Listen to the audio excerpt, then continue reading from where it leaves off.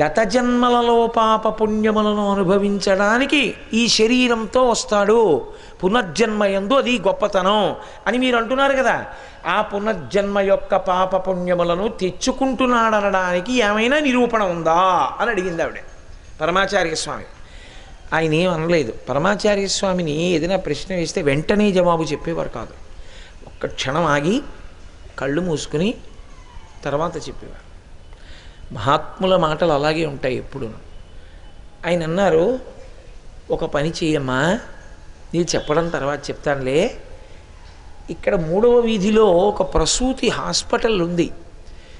ఒక కాగితం పెన్ను పట్టుకెళ్ళి ఎన్ని గదులు ఉన్నాయో చూడు. ఇవాల్టి సూర్యోదయం నుంచి రేపు సూర్యోదయం పరిమితి పెట్టుకో. ఎన్ని గదులు ఉన్నాయి, తల్లిదండ్రులు ఎవరు, ఏ పిల్లలు పుట్టారు వ్రాసుకుని రా అన్నారు. ఆవిడ మర్నాడు వచ్చింది. ఏమైంది అన్నారు. అయ్యా 16 గదులు ఉన్నాయి, 4 ఎయిర్ కండిషన్డ్ గదులు, 4 స్పెషల్ రూమ్స్, మిగిలినవి సాధారణమైనటువంటి గదులు. ఇవి కాక ఒక ఆవిడ ఆ బయట ఉన్నటువంటి వరండాలో పురుడు పోసుకుంది. ఇదిగో ఫలానా ఆగర్భ శ్రీమంతుడికి లేక లేక 40వ ఏట పుట్టేట ఈ అబ్బాయి ఫలానా గదిలో అని అన్నీ చెప్పింది. ఆయన అన్నారు, అయి తీరిపోయిందని అనుమానం అన్నారు. ఆవిడ ఒక్క క్షణం ఆగి అన్నీ చెప్పి తీరిపోయింది. ఆగర్భ శ్రీమంతుడికి కొడుకుగా పుడుతూనే వాడు వారసుడు అయిపోయాడా? తండ్రిదంతా ఎవరిదప్పుడు? వాడిదే. వాడేమైనా సంపాదించాడా? వాడు సంపాదించలేదు, కోట్లు వాడివే. వాడు వారసుడు అయిపోయాడు. అలా అయిపోవడానికి కారణం వాడి గత జన్మ పుణ్యం. ఇప్పుడు అది క్షయం అవ్వాలి, అందుకని ఈయన కొడుగ్గా వచ్చాడు. ఒక ఆయన దరిద్రుడిగా పుట్టాడు. గత జన్మలలో చేసుకున్నటువంటి పాపం అలా పుట్టించింది. తర్వాత ఒకవేళ ఐశ్వర్యవంతుడు కావచ్చు, అప్పుడు పుణ్యం మళ్ళీ అనుభవంలోకి వచ్చింది. కాబట్టి పునర్జన్మ సిద్ధాంతమునందు పాపపుణ్యములను అనుభవించడానికి ఈ శరీరంతో వస్తాడు. ఇప్పుడు అర్థమైందా? అయ్య బాబోయ్, ఇంత గొప్పగా మీ ధర్మం ఎందుకు చెప్పిందో ఇప్పుడు అర్థమైందండి. పరమసత్యం మీ ధర్మంలో చెప్పింది, అంగీకరిస్తున్నానని వెళ్ళిపోయారు. కాబట్టి ఈ శరీరము లేనినాడు సుఖదుఖములను అనుభవించడానికి జీవుడికి ఉపకరణము ఉండదు. కాబట్టి నిజానికి జీవుడు అనుభవించేటటువంటి సుఖదుఖములకు ఈ శరీరాన్ని సాధనంగా ఈశ్వరుడు ఇస్తాడు. అందుకే దీనికి శకటము అని పేరు. బండి ఇది 2 చక్రములతో నడుస్తూ ఉంటుంది. ఇందులో మనుష్య ప్రాణికి బుద్ధినిస్తాడు. ఈ బుద్ధి చేత మనుష్యుడు ఏం చేయవలసి ఉంటుందంటే, గత జన్మలలో మనసు పట్టుకొచ్చింది చూశారు వాసనలో. పుడుతూనే మీరు చూడండి, ఓ పిల్లవాడు ఎక్కడైనా భగవత్ సంబంధమైన పాట వినపడితే వాడు ఇలా ఇలా నమస్కారాలు పెడతాడు. నేను మొన్ననే కాకినాడలో దేవీ నవరాత్రులు చేసినప్పుడు ఒక పిల్లవాడు కచేరీ చేయడానికి వచ్చాడు మా దగ్గరికి. వాడు 3వ సంవత్సరంలో 180 రాగములను గుర్తించి గిన్నీస్ బుక్ ఆఫ్ వరల్డ్ రికార్డ్స్కి ఎక్కాడు. 180 రాగములను గుర్తించగలిగిన స్థితి 3వ ఏట ఎలా వచ్చింది అంటే, వాడు గత జన్మలలో ఏదో గొప్ప సంగీత విద్వాంసుడు. వాడికి ఇంకా రాగం మీద, తాళం మీద, రాగములను గుర్తించగలిగినటువంటి ఆ వైభవం మీద, ఆ నాదోపాసన చేసి ఈశ్వరుణ్ణి చేరడంలో వచ్చిన వైక్లభ్యం, ఇంకా సంగీతం మీద వ్యామోహంగా వాడు పునర్జన్మ తీసుకున్నాడు. తీసుకోవడంలో ఆ వాసన ఉండిపోయి మనసుకుండిపోయిన పరిణతి 3వ ఏటనే ప్రకటనమైంది. మీరు కొంతమంది పిల్లల్ని చూడండి, 3వ ఏటనే వాడు తనకన్నా ముందు పుట్టిన వాడిని ఏ నూతి దిగిరో నిలబడితే తోసేయడం, అమ్మా నాన్న బట్టని బ్లేడు పెట్టి కోసేయడం, వాడి యందు క్రౌర్యముతో కూడినటువంటి పోకడ వ్యక్తమవుతుంది. ఒక్కొక్కడు భోగాభిలాషి, ఒక్కొక్కడు చాలా చిన్న వయసు నుంచి భగవంతుడు, భక్తులు, ఆశ్రమాలు, దేవాలయాలు వాటి మీద అనురక్తితో ఉంటాడు. ఇక్కడే తిరుగుతూ ఉంటాడు మా మోహన్ రావు అబ్బాయి బాలాజీ. వాడి వయసేపాటి, వాడు ఎప్పుడు అయ్యప్ప స్వామి గుడి, తీర్థయాత్రలు, వాడి ఈడి పిల్లలు ఉన్నారా లేరా వాడికి అనవసరం. వాడు మీరు చూడండి, వాడిని నువ్వు వడ్డించరా అనక్కర్లా, గ్లాసులు పట్టుకుని పెట్టేస్తూ ఉంటాడు. కంచాలు పెట్టేస్తూ ఉంటాడు. కాకినాడ నుంచి వచ్చినటువంటి 400 మంది యాత్రికులలో ముఖ్యమైన స్థానాల్లో ఉన్న వాళ్ళందరూ వాడికి తెలుసు. ఎవరి దగ్గర ఏముంటాయో వాడికి తెలుసు. వాడిని నేను ఇక్కడ కూర్చుని పిలిచి, ఒరే కొండలరావు నాయుడు గారి దగ్గరికి వెళ్ళి పోర్టబుల్ స్పీకర్ పట్టుకుని తొందరగా రమ్మంటున్నానని చెప్పు అంటే వాడు క్షణాల్లో వెళ్ళొచ్చి, కొండలరావు నాయుడు గారు వంటశాలలో ఉంటారని అక్కడ కూడా వెతికాను, లేరు అంటాడు. అంటే వాడు ఎవరెవరు ఎంత ప్రధాన కార్యకర్త, ఆయన ఎక్కడుంటాడో కూడా వాడికి తెలుసు. వాడికి ఎలా వచ్చింది ఆ సంస్కారం? ఏమి మిగిలిన వాళ్ళ పిల్లలు ఎవరు వచ్చి అలా ఎందుకు చేయలే? వాడు ఒక్కడే ఎందుకు అలా వెంటపడి వచ్చాడు? అది జన్మాంతర సంస్కారం. ప్రహ్లాదుడు గురించి చెప్తూ అదే అంటారు, బాల్యమునందు ఏది అలవాటు పడిందో అది స్థిరీకరింపబడుతుంది. బాల్యమునందు అలవాటు పడనిది గత జన్మలకు విత్తనం తప్ప ఇప్పుడు చెట్టు అయ్యే అవకాశం ఉండదు. మనుష్యుడు బుద్ధి చేత, శాస్త్రము చేత, గురువు మీద ఉన్న విశ్వాసం చేత ఏ వాసన తెచ్చుకున్నాడో ఆ వాసనని ఇప్పుడు గెలుస్తాడు. ఇది మీరు బాగా పట్టుకోవాలి. లేని నాడు శాస్త్రములన్నీ నిష్ప్రయోజనమవుతాయి సాధనలో ఇది పట్టుకోకపోతాయి. మీకు శాస్త్రం తెలియంది ఏముంటుందండి? సత్యం వద, ధర్మం చర. ఇది తెలియనివాడు ఎవరు? ధార్మికంగా ఉండు తెలియనివాడు ఉన్నాడా? ఉండడు. కానీ ధార్మికంగా ఎందుకు ఉండాలో మనసులో ఊంచుకునేటట్టు గురువు చెప్తాడు. ఇప్పుడు ఆ వాక్యం నిలబడింది లోపల. ఇప్పుడు అతను ఏం చేశాడంటే, పూర్వాశ్రమమునందు అతనికి కొన్ని చెడు అలవాట్లు ఉండేవి. అందుకే ఇద్దరు దేనికి ఉండాలంటే కల్మషాన్ని తొలగించడానికే ఉంటారు. ఇంత కల్మషమా అన్నవాళ్ళు ఆ 2 స్థానముల యందు ఉండడానికి అర్హులు కారు. ఒకడు గురువు, 2 దైవము. పాపము అన్నదున్నది అన్నప్పుడు క్షమించడానికి సిద్ధంగా లేనివాడు ఈశ్వరుడు కాడు. అవతల వారి ప్రవర్తన చెడ్డదై వచ్చి తనని ఆశ్రయిస్తే దిద్దడానికి సిద్ధంగా లేని గురువు కాడు. మీరు ఆలోచించండి. సమాజంలో చెడు లేనప్పుడు వచ్చి ఆయన పాదములు పట్టుకుని మీ వలన నేను మారదామనుకుంటున్నాను అన్నప్పుడు అంగీకరించలేనివాడు గురువుగా ఎలా పనికొస్తాడు? అనారోగ్యంగా ఉన్నవాడి కోసమే డాక్టర్ గారు ఉన్నారు. ఆరోగ్యంగా ఉన్నవాడు ఎవరో డాక్టర్ గారి దగ్గరికి వెళ్ళావు. నాకు ఒంట్లో బాగులేదు అన్నవాడి కోసమే డాక్టర్ ఉన్నాడు. నాకు ధర్మము నుండి వైక్లభ్యమును పొంది ఉన్నాను, నీ మాటల చేత ప్రభావితుడనయ్యాను, ఇప్పుడు ధర్మమునందు నిలబడదాం అనుకుంటున్నాను, నన్ను నువ్వు ఊంచి పట్టుకుంటావా అన్నప్పుడు నేనున్నాను, గతాన్ని మర్చిపో, దాని గురించి బెంగపెట్టుకోవద్దు అని తనతో తీసుకెళ్ళగలిగినటువంటి సుడిగాలి ఎవరో వాడు గురువు. అలా తీసుకెళ్ళలేకపోయాడు అనుకోండి, ఆయన మాటల ప్రభావం ఏమీ నడవడి మీద లేదు. ఆయన మాటల వలన ఏమీ మార్పు లేదు. ఆయన మాటల వలన మీరు కొత్తగా నేర్చుకునేది ఏమీ లేదు అక్కడ. ఆయన మాటల వలన, ఆయనతో ఉండడం వల్ల ఇది ఇలా ఉంటుంది, ఇలా చెయ్యాలి అని మీకేమీ తెలియదు. ఆయన గురువు కాలేడు. నేను క్షమింపబడేదాను కాక, నేను ఉన్న మాట చెప్తున్నాను. ఎలా గురువు? ఆయన వలన మీ వాసనాబలం గెలవబడ్డానికి మీకు ఒక ఆధారం దొరకాలి. అందుకే గురువు ఎవరు అంటే, సర్వకాలముల యందు ఎవరు జ్ఞానాగ్ని అయి రగులుతూ ఉంటాడో, జ్ఞానానల ప్రభావేన తస్మై శ్రీ గురవై నమః అని చెప్పాడు పరమేశ్వరుడు పార్వతీదేవితో. రగులుతూ ఉంటాడు నిద్రపోతున్నా. ఎప్పుడు ధర్మము, కావ్యము, పురాణము, వేదము, స్మృతి వీటి గురించి అలా మననం చేస్తూ ఉంటాడు. అడుగు తీసి అడుగు వేశాడంటే ధర్మమే. అలా ఉండి మాట్లాడితే ఆ మాట అగ్నిహోత్రమే.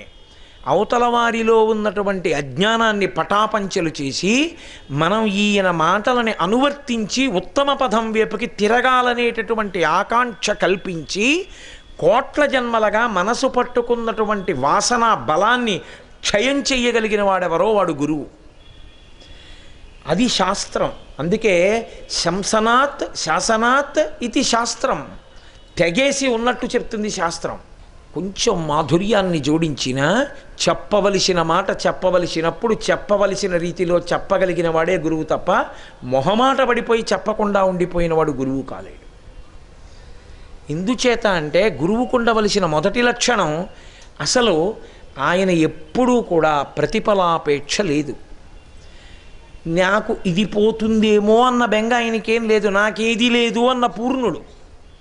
కాబట్టి ఇప్పుడు ఉన్నదున్నట్లు మాట్లాడుతుంటాడు గురువుగారు. అందుకే ఇప్పుడు ఆ గురువు శాస్త్రము రెండు ఏం చేస్తాయంటే కోట్ల జన్మల నుంచి పాడు చేస్తూ వచ్చినటువంటి వాసనాబలం ఏదుందో దాన్ని పోగొట్టేస్తాయి. అందుకు బుద్ధినిచ్చాడు. బుద్ధి చేత అది నిర్ణయం చేస్తుంది కాబట్టి దాన్ని ఆధారం చేసుకుని ప్రయత్నపూర్వకంగా మంచి ఎక్కడుందో అటువైపుకి తీసుకుని వెళ్ళగలగాలి మీరు శరీరాన్ని. అందుకే భగవద్గీతలో గీతాచార్యుడు అంటాడు, నువ్వు ముందే మారలేకపోయావు, మనసు తిప్పలేకపోయావు, శరీరాన్ని తీసుకెళ్ళి కూర్చోపెట్టడం మొదలుపెట్టు. రోజు గుడికెడుతున్నావు, ఇష్టం లేదు కానీ బలవంతంగా తీసుకెడుతున్నావు.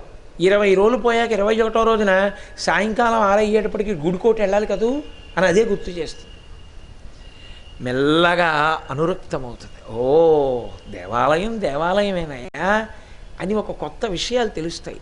ఇందులో ఉన్న తృప్తి, ఇందులో ఉన్న ఆనందం ఇంకిందులో లేదండి అంటాడు.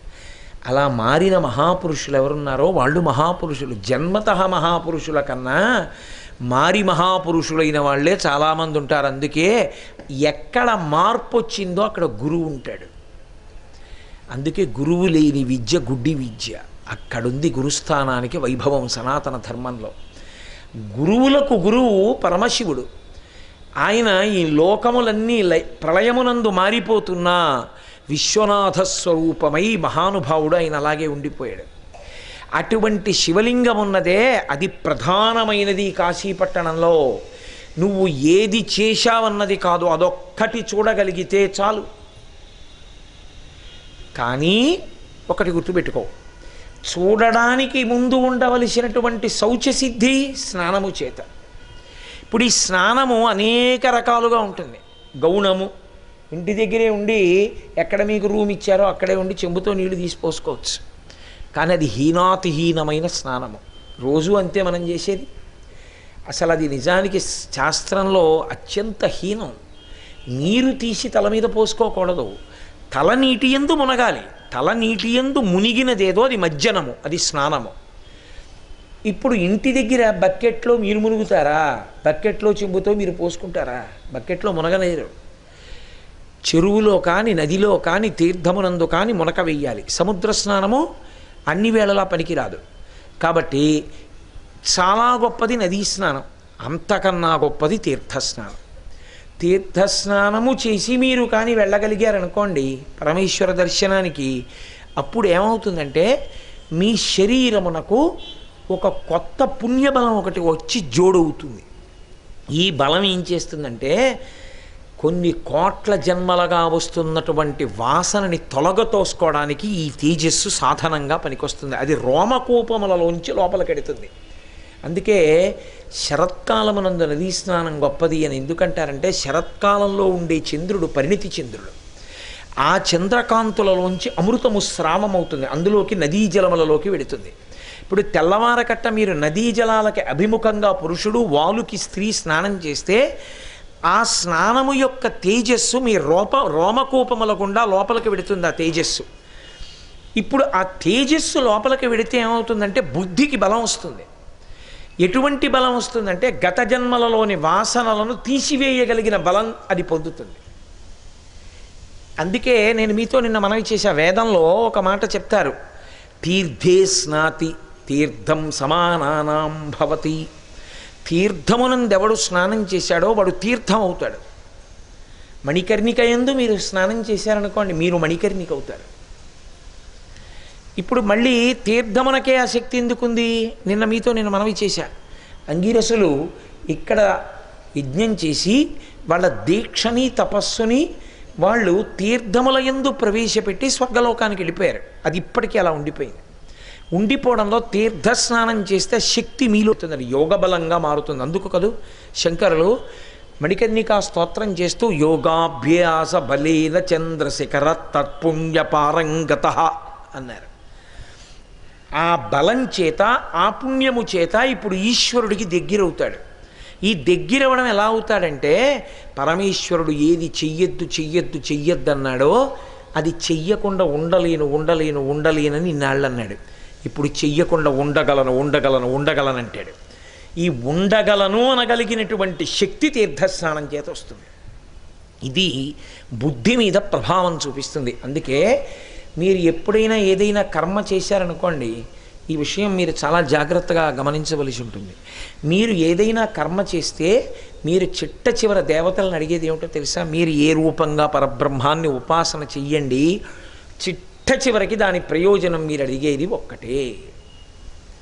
ఆశీర్వచనము అని ఒక మాట ఉంటుంది. అతిథి ఇంటికి వస్తున్నాడు అనుకోండి, గోమయాన్ని ఇంటికి మహాత్ములు వచ్చే ముందు ఏం చేస్తారంటే గోమయాన్ని అలుకుతారు.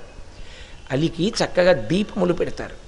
పెట్టి పెద్దలు వచ్చినప్పుడు ఆ గోమయంతో అలికిన ప్రదేశంలో వారి పాదములు పెట్టమని పూజ చేస్తారు. అసలే గోమయంతో అలికిన ప్రదేశం, దాని మీద వారి పాదములు ఉంచారు. ఎందుకంటే మహాత్ములైనటువంటి వారి పాదములకు ఒక శక్తి ఉంటుంది.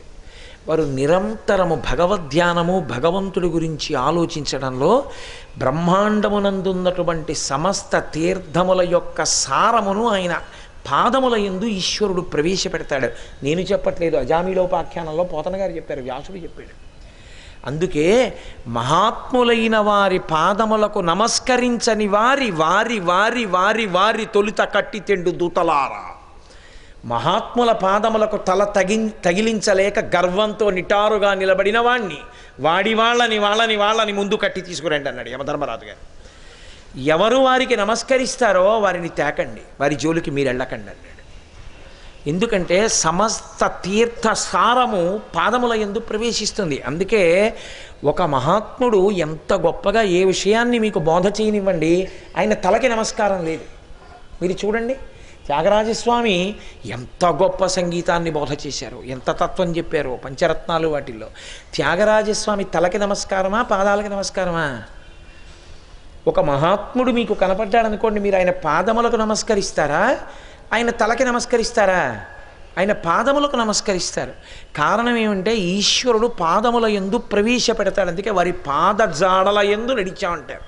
అంటే వారు ఏ మార్గమునందు వెళ్ళారో మేము మార్గమునందు వెడుతున్నాము అని అర్థం. మీరు అందుకే ఎన్ని పూజలు చేయండి, ఏమి చెయ్యండి, మీరు చిట్ట చివరి అడిగేది మాత్రం ఒక్కటే అడుగుతారు. అది పేరు మార్చి అడుగుతారంతే.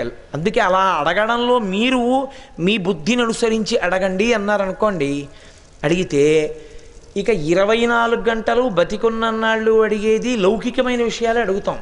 అందుకే వేదం ఏం చేసిందంటే అసలు మనం ఏది అడగాలో అది వేదం నిర్ణయించింది. దాన్ని లఘుగాయత్రి అని పేరు పెట్టింది. అందుకే మీరు చూడండి, అమ్మవారిని పూజ చేశారనుకోండి, ఏమంటారు చిట్ట చివర? కన్యకుమారి ధీమహి తన్నో దుర్గి ప్రచోదయాత్. ఓ దుర్గి, ఓ దుర్గా ప్రచోదనము చెయ్యి. గణపతిని పూజ చేశారనుకోండి, తన్న గణపతి ప్రచోదయాత్. శివుణ్ణి పూజ చేస్తే శివుడు ప్రచోదనం చెయ్యాలి. అసలు గాయత్రి మంత్రంలోనే ప్రచోదయాత్. అందుకే బ్రాహ్మణుడు ఎప్పుడూ గాయత్రి చేస్తుండాలి సంధ్యావందనం చేసి. ఎందుకంటే వాడి బుద్ధి ఎందు దోషం వస్తే కడిగేస్తుంటుంది గాయత్రి. ఆయన నిలబడితే కదా మిగిలిన వాళ్ళు నిలబడ్డం. ఆయనకే నిలబడ్డం చేత కాకపోతే వెనక వాళ్ళని ఆయనే నడిపిస్తాడు. ఇంకెందుకు ఆయనకి నమస్కారాలు? అందుకుని గాయత్రి చెయ్యాలి సంధ్యావందనం చేసి. ప్రచోదయాత్ ఈ మాట చెప్పినప్పుడల్లా అర్థం ఏమిటంటే మా బుద్ధులు ప్రేరేపింపబడుగాక అని అర్థం. మనసు సంకల్ప వికల్ప సంఘాతము, అది ఎప్పుడూ ఊరుకోదు. ఇలా తెచ్చో ఓ ఆలోచన చెప్తుంది, వదులుతుంది, ఇంకో ఆలోచన చెప్తుంది, వదులుతుంది, ఇంకో ఆలోచన చెప్తుంది, వదులుతుంది. అదే దాని పని. నిర్ణయం బుద్ధిది. బుద్ధి కలుషితమైందనుకోండి, మనసు చెప్పిన ఆలోచనలకి లొంగుతుంది. ఎప్పుడూ అదే చెప్తుంది, ఇది వింటుంది. తిరగబడింది అనుకోండి, మనసు చెప్పింది బుద్ధి విని సాక్షిగా చెప్పేవాళ్ళే. ఇలా ఎన్ని కోట్ల జన్మల నుంచి చెప్పావో తెలుసా? ఎన్నాళ్ళ నుంచి నా చేత ఇలా తిప్పావో తెలుసా? చాలే చేసావు, ఇక అక్కర్లా, నీ చెప్పింది నువ్వు చెయ్యి, ఇక కుదరదు అలాంటి మాటలు, ఇక కుదరదు అలాంటి పనులు అంటూ. అక్కడే సత్పురుషుడు రెండవవాడు విడిపోతాడు. సత్పురుషుడు ఎందుకయ్యాడంటే ఆయన ఎందు బుద్ధి ప్రచోదనమైంది దేవతానుగ్రహంగా. ఎప్పుడు ప్రచోదనం అవుతుంది? ఈశ్వరుడి దగ్గరికి వెడితే. ఎప్పుడు ప్రచోదనం అవుతుంది? మహాత్ముల దగ్గరికి వెడితే. ఎప్పుడు ప్రచోదనం అవుతుంది? సత్పురుషుల యొక్క మాటలు వింటే. ఎప్పుడు ప్రచోదనం అవుతుంది? శాస్త్రాభ్యాసము చేస్తే. అప్పుడు బుద్ధి ప్రచోదనం అవుతుంది. బుద్ధి ప్రచోదనం అయితే అంతే, ఇంకా వాడు సత్పురుషుడు అయిపోయినట్టే. ఎందుకంటే మనసు చెప్పడం దాని లక్షణం అండి. మనసు అంటుంది చూసావా చూసావా చూసావా, ఎవరు చూసి వచ్చారు, అది అక్కడ పడుంది. చక్కగా ఎవరో బంగారు మారేడుదలం ఇక్కడ పడేసుకున్నారు, జేబులో పెట్టుకో పర్వాలేదు అని. అయ్యో అయ్యో అయ్యో తప్పు కదూ, బంగారు మారేడుదలం ఇక్కడ దొరికితే అది ఈశ్వరుడి దగ్గర పెట్టేయాలి, ఎవరో ఈశ్వరుడికి ఇద్దామని తెచ్చి ఉంటారు, దొరికింది నీ అదృష్టం, నీ చేత్తో ఇచ్చుకో అంటే నువ్వు పట్టుకుపోవడం ఏంటి అంటే. అందుకే మరి నేను చెప్పేది, ఈశ్వరుడు నీకు ఇవ్వాలనే నీకు దొరికేట్టు చేశాడు అని కొత్త ప్రతిపాదన తెస్తుంది. అప్పుడే మీరు ఓ మాట చెప్పగలగాలి, నీకు ఇవ్వాలనుకుంటే శివాలయంలో మారేడుదలంగా ఇవ్వక్కర్లేదు, నీ జీతంలోనే పెంపుదల చేసి ఇప్పించచ్చు. నోరు మొయ్యి చెప్పేవి ఇలాంటి మాటలు చాలా కాలం అని అనగలిగిన బలం బుద్ధికి వచ్చిందనుకోండి, మనసు చెప్పి సాధించలేదు. పైగా ఏం చేస్తుందో తెలుసా, కొన్నాళ్ళకి దిక్కుమాలిన మాట చెప్పావు, ఆ కోణంలో ఒక్కసారి చూశా, అందుకని ఇప్పుడు ఈ పాపం పోవడానికి ఏం చేయాలో తెలుసా నేను అని. శతమూల శతాంకుర సర్వగంహరతు మే పాపం దూర్వాదు స్వప్ననాశిని. ఇంకోళ్ళ మీద అసహ్యం వేస్తే ఎలా ఉంటామో అలా మనసు మీద అసహ్యపడి, దిక్కుమాలిందానా ఎటువంటి ఆలోచన చెప్పావో చూసావా, కలుషితమైంది నా బుద్ధి, నా ఆలోచన సరళి ఎంత దోషం వచ్చింది, ఇప్పుడు నేను ఆ పాపం పోగొట్టుకోవడానికి ఇదిగో గడ్డిపరక ముట్టుకుంటున్నాను అని గడ్డిపరక ముట్టుకుంటాడు. అందుకు ముట్టుకుంది సీతమ్మ. భర్త పక్కన లేనప్పుడు పరపురుషుడితో మాట్లాడుతున్న దోషం పోవడానికి గడ్డిపరక పట్టుకుంది, వేదమునందు ప్రమాణం ఉంది కాబట్టి. కాబట్టి ఇప్పుడు గడ్డిపరక పట్టుకున్నావు, మనసు ఏం చేస్తుంది, చిన్న పుచ్చుకుంటుంది. అయ్య బాబు ఎంత అన్యాయంగా తీసాడు రమ్మని, గడ్డిపరక ముట్టుకున్నాడు, ఇలా చేశానని, బాబు ఎందుకు వచ్చిన గొడవ. గయ్యాళి భర్తకి సాత్వికమైన పెళ్ళని సలహా ఒకరోజు చెప్తుంది, 2 రోజులు చెప్తుంది, 3 రోజులు చెప్తుంది, 4వ రోజు ఏం చేస్తుంది, నా కర్మ ఇంతేను అని ఆయన ఏం చెప్తే అలాగే లేండి అంటే. కొడుకు పెద్దవాడే, అమ్మ ఎందుకమ్మా నువ్వు చెప్పవు నాన్నగారికి అంటే, ఆయనకి మనం చెప్పలేనురా. మనసు కూడా అలా సాత్విక భావన పొందుతుంది. నేను చెప్పను ఇంకా అలాంటి మాటలు, ఎందుకో తెలుసా, ఆయన ఏం విండు ఇప్పుడు, పూర్వం వినేవాడు అలాగే, ఇప్పుడేం విండవు. ఇప్పుడు పూర్వం వినేవాడు, ఇప్పుడు ఎందుకు వింటలేదు, వంగాడు, వంగిపోయింది. ఎందుకు వంగిపోయింది అంటే శాస్త్రము గురువు యొక్క సంపర్కం వచ్చింది ఇప్పుడు, దాని వలన వంగింది. ఈ వంగడం 2 రకాలుగాను వంగుతుంది. సత్సాంగత్యం కాకుండా దుష్టమైనటువంటి విషయములను వినడం, దుష్టమైనటువంటి నడవడగలిగిన వాళ్ళతో సాంగత్యం వచ్చిందనుకోండి, అటుకు వంగుతుంది. ఇనప ముక్క నీటితో కలిసింది, తుప్పట్టి విరిగిపోయింది. ఏమిటి దాని కర్మ, నీరు తగిలింది ఇనుముకి, పాడైపోయింది. సత్సాంగత్యం, ఒకానొక పువ్వు యందు ఒక చీమ ఉంది, ఇప్పుడు ఆ పువ్వు పరమేశ్వరుడి పాదముల యందు సమర్పణం చేయబడింది. ఆ చీమ కూడా పరమేశ్వరుడి పాదం మీదకి వెళ్ళి అలా పాకి ఆయన పాదముల యందు నివేదన చేయబడినటువంటి ప్రసాదం ఇంత పిసర తిని శరీరం వదిలిపెట్టింది. స్కాందంలో బ్రహ్మోత్తరఖండంలో ఇలాంటి సంఘటనలు చూపిస్తారు అంతే. అది కోట్ల జన్మలు దాటిపోయి ఒక మహారాజుగా పుట్టింది. ఒక పువ్వులో దూరినందుకు కోట్ల జన్మలు దాటింది, నీటితో కలిసినందుకు ఇనుము విరిగిపోయింది. సంగమనందు దోషం లేదని చెప్పడానికి మనం ఎవరం, నువ్వు ఎవరితో సంగం పెట్టుకున్నావో నీ జన్మముద్ధరణ దాన్ని బట్టి ఉంటుంది. అందుకని తీర్థస్నానం వచ్చింది. ఈ తీర్థస్నానము అంత గొప్పది కాబట్టే తీర్థయాత్ర చెయ్యండి అంటారు. తీర్థయాత్ర చెయ్యండి, తీర్థయాత్ర చెయ్యండి అనడానికి కారణం ఏంటంటే, తప్పకుండా తీర్థమునందు ఎందుకు స్నానము చెయ్యాలో తెలుసుకుని స్నానం చెయ్యాలి. అందుకని అంటున్నారు, అనగా తీర్థములు కోట్లు కలవు కాశీయందు, కానీ మణికర్ణికయే తీర్థమని ఎరుంగు. ఎన్ని కోట్ల తీర్థములున్నా మణికర్ణికా తీర్థమేదుందో అది మాత్రమే తీర్థము. అంటే మిగిలినవి కావా, అది తీర్థము అని పిలిచినప్పుడు మిగిలినవి తీర్థములు అని పిలవడం కుదరదు. అంటే దాని శక్తి అటువంటిది. ఎందువల్ల అంత శక్తివంతమో నేను మీతో మనవి చేశాను, ఎందుకంత గొప్పదైందో. 1008 సంవత్సరములు విష్ణు భగవానుడు తపస్సు చేస్తే వచ్చినటువంటి వరం అది. అందుకే ఆ మణికర్ణికా స్నానమునకు అంత శక్తి.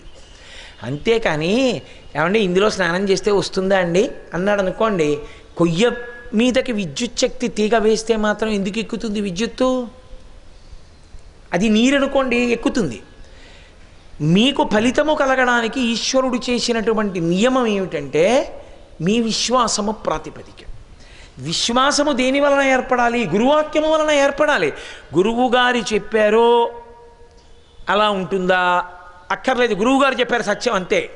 అందుకే శాస్త్రస్య గురువాక్యస్య సత్యబుద్ధ్యావధారణ సా శ్రద్ధా కదితా సిద్భి యయా వస్తూపలభ్యతే. గురువు శాస్త్రము చెప్పిన మాటలు సత్యమని ఎవడు నమ్మాడో వాడు అనుగ్రహాన్ని పొందేస్తాడంతే. కాబట్టి తీర్థస్నానము అందుకని గొప్పదైంది పార్వతి అని మణికర్ణికా స్నాన వైభవాన్ని పరమేశ్వరుడు తెలియచేశాడు. అంత గొప్పది మణికర్ణికా స్నానం. అటువంటి స్నానం మనం చెయ్యగలిగాము అంటే పరమేశ్వరుని యొక్క నిర్హేతుకమైనటువంటి కారుణ్యము కారణం తప్ప వేరొకటి మన కర్మకు కారణం కాదని గుర్తించాలి. మనకేదో ఉండిపోయి ఊడిపోయి మనం మణికర్ణికా స్నానం చేయలేదు. పరమేశ్వరుని పరిపూర్ణంగా అనుగ్రహించి ఇంత నమ్ముకుని వచ్చారా, ఏమీ చేతకాని వాడు కోటేశ్వరరావు 4 మాటలు చెప్తే నమ్మి మధ్యాహ్నం పడవలెక్కి స్నానానికి వచ్చారా వీళ్ళు, కాబట్టి వీళ్ళని నేను అనుమతిస్తున్నాను స్నానానికి అంటే మనం స్నానం చేయగలం, లేకపోతే స్నానం చేయలేం. అన్నిటికన్నా తేలికేమిటో తెలుసా అండి? స్నానమునకు ప్రతిబంధకాన్ని సృష్టించడమే. స్నానానికి ప్రతిబంధకాన్ని సృష్టించడం చాలా తేలిక. ఎందుకో తెలుసా? ఒకటే అంటాడు, నీళ్లు బురదగా ఉన్నాయండి అంటే చాలా అయిపోయింది, అంతే, ఇంకా స్నానం పోయింది. అది గంగండి, అది పైకి ఎలా ఉందేమో ఇండిపి గింజ, నాలో ఉన్న కల్మషాల్ని పోగొట్టగలిగిన శక్తి దానికి ఉందని మునిగిన వాడెవరో వాడు ధన్యాత్ముడు. మరి మణికర్ణికా ఘట్టంలో ఓ మొసలు అక్కడే ఉన్న దానికి వచ్చిందా ఫలితం? మనసులో అధ్యవసాయం ఇది. మనసులో అధ్యవసాయం ఉంటే స్నానము వలన ఫలితం, అంతేకాని కేవలం అజ్జనము ఫలితమైతే మొసలికి వచ్చి ఉండాలి. శ్రీ ఉమామహేశ్వర పరబ్రహ్మార్పణమస్తు. స్వస్తి.